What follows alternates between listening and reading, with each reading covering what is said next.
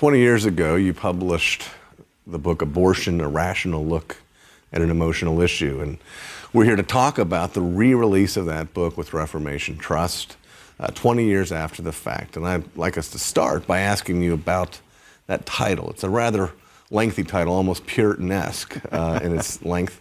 Tell me about your thought process in titling that book. Well, when I did choose the title myself, I wanted to acknowledge up front that so much of the debate about the question of abortion is generated by heat rather than light, by more emotions than by intelligent discourse. And also, I was trying to give the idea that this book was not going to be simply a religious diatribe, but rather that the discussion and the arguments that would be set forth would come not only from the Bible, but also from natural law and from the court of reason itself. And so that was kind of what was in my mind for choosing that title.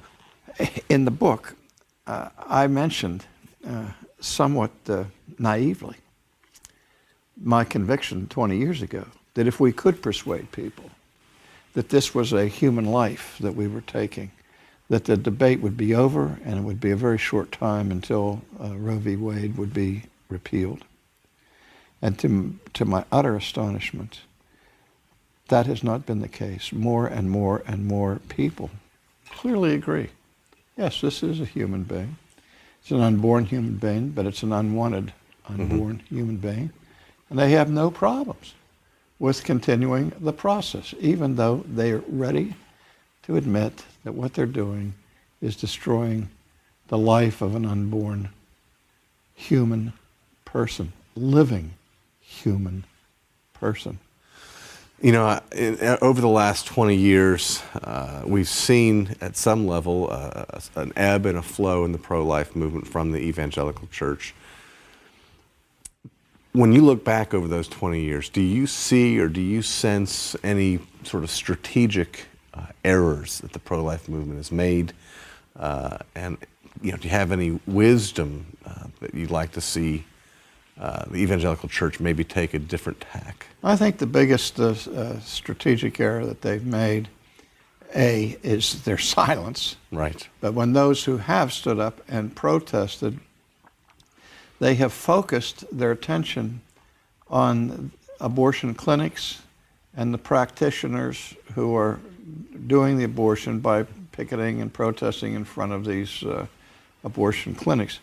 That may have some value, but that wouldn't be my way of doing it. What I would do is that I would find the names of every pastor in America who favors abortion on demand, every denomination that takes a stand in that favor, and I would be picketing up and down in front of those churches every Sunday morning saying this church supports abortion on demand. Right. Because I think from the main reason that so many of the liberal Protestant churches have capitulated to abortion on demand is out of political expediency. And when they discover that it's not so expedient politically, that they're made to look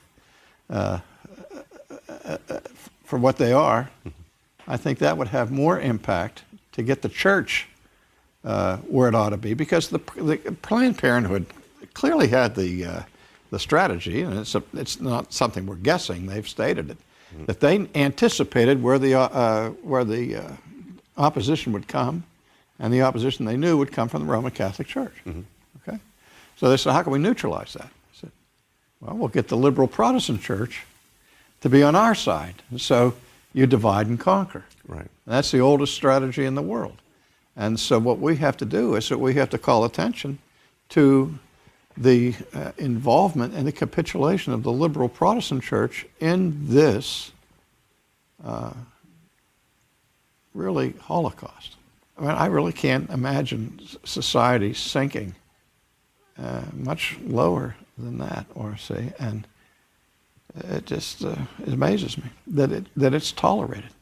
But it is tolerated, and it's tolerated every day. People have lost the capacity to blush over this issue. This is not just evil. This is a monstrous evil.